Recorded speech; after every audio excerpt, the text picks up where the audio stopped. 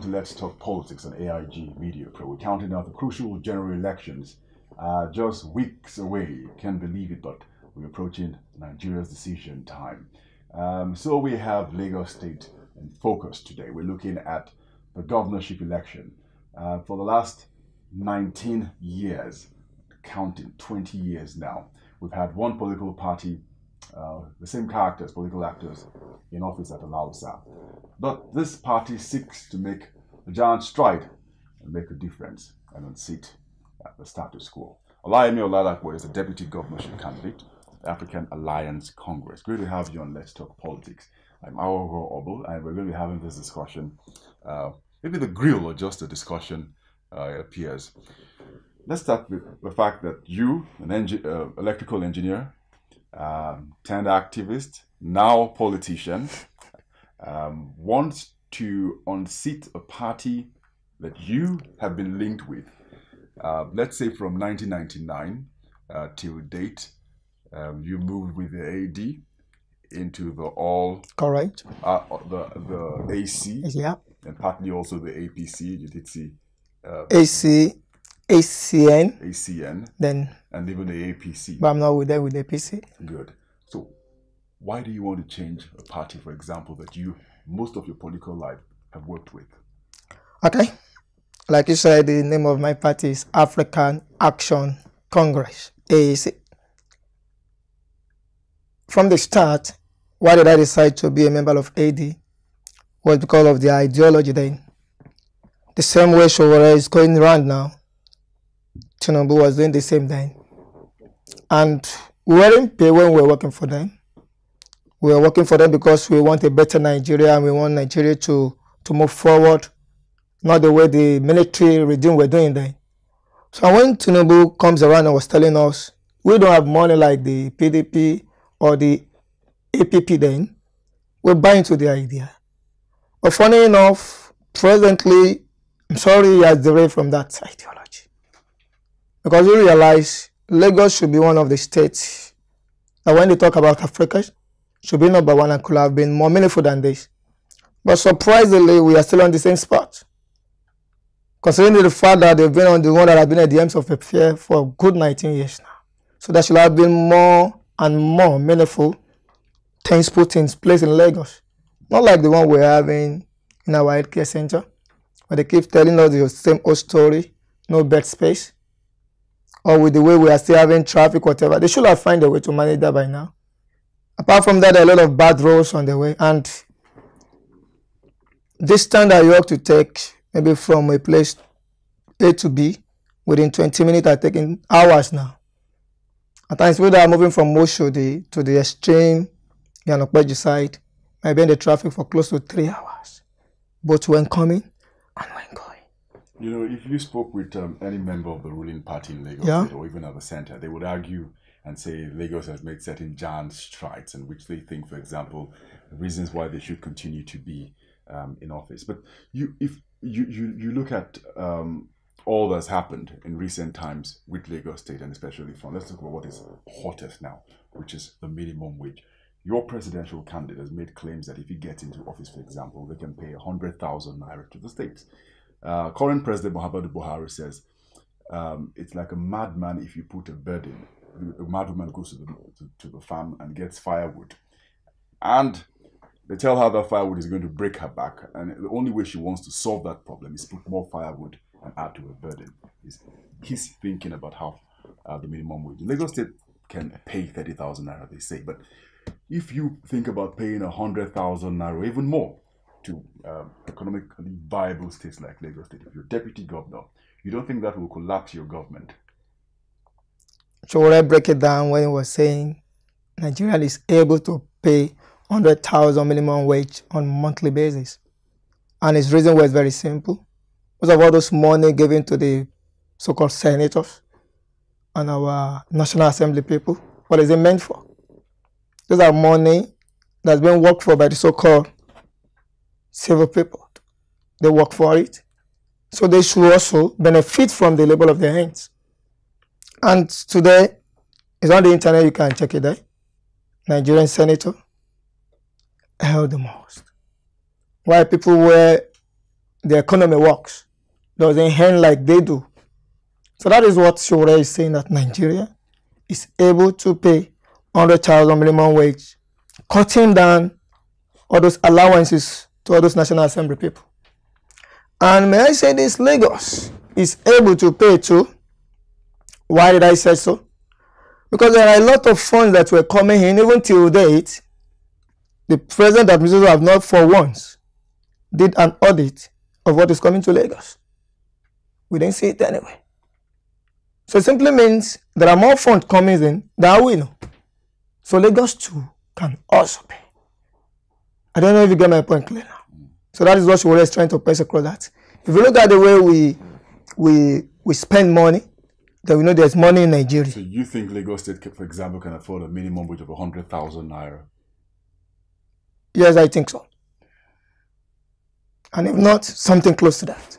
But far, far better than the so-called 30,000 they've been dragging for months now. Education is it's a key area I've seen in your party's manifesto. Yeah. Your ideology as the African Action Congress. Congress, correct. And if you will be elected deputy governor, you would have to deal with the Ministry of Education as a supervisor over that ministry, for example. When you look at Lagos State and look at the problems with education, what would you, for example, think of tackling first in defining what the vision for education is for Lagos State? The first thing I will look into is to look at the standard of those teachers we have in our schools, because that's where we start from. And we have more students than before. They make room for more classes. It's a pity that these days private school have taken the order of the day. But I could remember when I was still in primary school, it is still the normal government school. I was Alimashaw Primary School, state primary school then, but now Alimashaw Primary School in Yanokpajete. But what I'm saying is the government still have the capability to make our public school to be more standard than the private school we're having today. But because a lot of them have one private school or the other, even to the tertiary level, so they look at the so-called public school and said, this is what concerns me, which ought not to be. If we get to power, we will make sure we put quality teachers there that not just attending, but will be imparting knowledge to the student. And if they are more, we make more classes so that no matter their number, we'll be able to at least get them in. Tell us about funding, because this has always been a very, very critical aspect of the discussions, many times disagreements between the activists and civil society and government, especially in Lagos State, where education many times I've seen the fees of tertiary institutions skyrocket, like Lagos State University and a number. Who's going to provide the funding? Will the parents of the children in the schools provide the funding, or the state government? In those days too, parents do pay a fee they call PTA fee, and the government cover for that. I could remember in my primary school, when we have a new section, the government provides book for us. So how do they get the funding? The only thing my mom and dad do then is the normal PTA fee, and we're in school. So how did the government get the funding? So the source are still there till today, I believe that. But it's simply because they've divided the funds to another angle. There are a lot of loose funds that are flying everywhere, even in Lagos and Nigeria, though we can't see with our naked eyes, but there are funds. Don't let us be deceived. All right, let's take a pause. Let's talk politics. We're speaking with the deputy governorship candidate of the African Action Congress, Olayemi Oladapo, and on a number of issues, if he does get elected as deputy governor of Lagos State. Welcome back to Let's Talk Politics on AIG Media Pro. We're still speaking with Olayemi Oladapo, the deputy governorship candidate of the African Action Congress, and he's vying for that seat, which has remained in the stranglehold of one political party and system for the past 20 years. No small task for the faint-hearted, but you've thrown your heart into the ring together with your governorship candidate, hoping to cause maybe an upset. we talked about education. Okay. You've also mentioned briefly healthcare. Okay. What other area you think is of great importance to your party if it comes to office? It will like to change the narrative when it comes to Lagos State. When you look at this nation, Nigeria, very well, you realize if we get two things straight, Nigeria will be a beautiful place to stay, and more especially in Lagos. Let's put power in place. Let's put security in place. Most of the so-called foreign investors that have to move away from here to a neighboring country was because there is no power, and the amount spent on maintaining power generation is on the high side to get the so-called fuel to use. That was one. And two, there are a lot of kidnapping and the issue, so security-wise. So if those two things are in place, before you know, a lot of foreign investors will come into Nigeria. And not just that, a lot of Nigerian diaspora will also return back home. So I believe part of what we put in place was power and security. Let me take you up on security, because this is a very key issue as we run through the campaign. I've spoken to a number of candidates on their thoughts on what to do with the menace of area boys in Lagos State. Thuggery, many times associated with the political class. If you saw the opening campaign for the ruling party in Lagos State, where you had rival factions of the road transport workers engaged, frack and a number of people injured and all of that. Some say it's a side attraction usually in Lagos State where you have the area boys. I've spoken to a number of political actors who say if you take the area boys off the street, the level of violence in Lagos will be intolerable to the point that we would all have to pack out. What you're thinking, we continue to live side by side with this, or if your government gets into office, you'll have to read them? The first thing we do before taking them off the street is when you take them out, what are they going to be doing? So the first thing that produces them is unemployment. When you are taking them out, sit them down, there is no man on the face of the earth that doesn't have one thing or the other that has interest in. So try and know their area of interest, and from there get them a job. So realize the area boys will reduce. That was one. And two, we need to increase the number of security personnel we have, because in most developed countries, they only have security personnel stationed at every 33 streets. So when there were issues, those that were in this vicinity knows what is going on already. But in Lagos, in Nigeria, you will be fortunate to get to a police station and tell them, sir, this and this and this is going on. They will tell you, we don't have funding nowadays. What's the time frame you're looking at, for example? If you say we need to have jobs for majority of the area boys, for example, how long are you looking at? Presently, I can give a stipulated time. But I would say within the first year in office, we make sure those area boys are cautioned and contain and try to know what is their aim, what did they have interest in. A lot of them had one work or the other they are doing, but it was because they hardly get the work done, then they think of, oh, let me go and stay by the roadside. If anybody pass, give me 15 naira, 100 naira. And at the end of the day, it amounts to 1,000 or whatever to survive for that day. And the following day, they are there again. So we need to take them out, like they said. But you need to also know, removing them, what are you going to give them to work with? So that we, the first year, we look into that. And before you know, there'll be a headway. You also talked about increasing number of security operators. If you just take a walk across the major city centers, urban centers in Lagos, you get the impression that we are a city of uniforms. You've got different people with different uniforms, all manning security operations. Some people have argued that maybe we read many of them off the streets too, because you cannot define exactly what their roles are, whether they interfere or interlope into other roles. You want to bring in some more security men or work with the existing numbers on ground? We work with the existing number, but add to them if need be. But I'm not talking of creating another office for them. And if need be also, reduce the number of those that were in the road.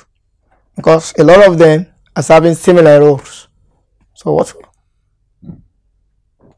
What's your party's understanding of the levels of government relationship, especially between the state and the local government? You know, they joke a lot about what the local governments do in Lagos and so sort of lapdog to the executive in terms of how the monies trickle down to local government. Basically, the state running affairs for them. You think it's an ideal system, or you think the local government should have more independence or autonomy? Yes, they should have independence to be able to work on their own because they are more close to the grassroots than the state government. The state government should give them the right to do their work, but supervise them and look into it. Because you can't just have a state chairman or a councillor there as figurehead. No, things are not done that way. It should take the normal channel, the proper channel. They were elected by the people and let them do the work they were there to do. So not the state government doing the work for them. Although they will be talking about they might not use the fund for the right thing, but should I also ask, is the state government using the fund the right thing as well? So we should allow them to do their work, but find a way to always checkmate them, to supervise them to make sure everything is going the way it ought to be. Talk to us about competing interests. I think the beginning of the Fourth Republic for Lagos State did witness some tumultuous relationship between the deputy governors and the governors. You had one deputy governor impeached, you had another asked not to run for office and then had disagreements with his principal then. And then the others who have come in, one did not get the opportunity to come a second time. There are rumors that he fell out also too with a principal. Are you concerned when you hear a lot of talk? And also outside Lagos, we've had a number of deputy governors also impeached because of, in quote, they had ambition that could not be controlled. I don't believe they have ambition that could not be controlled. When you look into it very well, is either the governor is reigning for the ideology on ground, or the deputy governor is the one to reign. If they are both there and agree to run their party ideology, there won't be any problem. But because along the way, the governor might be wondering, he's doing this, and the deputy knows. And it was like, let me also go this way. And the governor said, no, you can't go. He said, you are doing this. Why will you tell me not to do this? But if they are moving and, let me say, their governance is transparent enough, they are honest with each other, there will be no reason for them, because actually the deputy governor is to deputize the governor and to assist him, to reason along with him. But that will only be possible when they run the party ideology, which is actually for the people they want to come and serve. I know another often frosty relation. Well, well, that at the national level between the legislature and the executive, frosty and constantly at each other's necks. But at the state level, I dare say I don't see any state where you have the state assembly bicker with the governor. Many times the state assembly simply just be the extension of Lausa or whatever major capital we've had. They're going to pass the budget. They could do that within hours or within a week, the state's budget, and there will be no question about how that budget will be passed. But your party, I know, isn't running for all the state assembly seats in Lagos State. Are you concerned that even if you get into office, you probably will spend a week and then you'll get impeached? I don't see that, because a spade will always be a spade.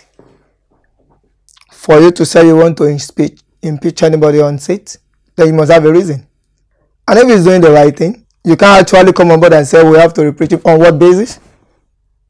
And that is why we said we are going in there to run a transparent government. There won't be any packing games they are playing. So even though we know we're going to have the opposition pattern in the house, but whatever we put to the table, they'll be able to look onto it. Oh, there is need for security. It's right. Your party is not going to be giving out Ghana must goes to convince people to join. If they are looking for that, then they have failed already from the beginning. There won't be Ghana must go. I can't bet that with you. All right, we'll leave it at that. Thank you very much, Olayemi Oladapo. You're welcome, sir. Who is the deputy governorship candidate of the African Action Congress. Action Congress, AAC, as we know. Thank you very much for coming You're to welcome, talk politics, and all the best in your campaign. Yes, sir. All right. So let's talk politics regular on AIG Media Pro, our #1 talk politics program. We'll be right back after with another important guest. Please always stay with us. Bye-bye.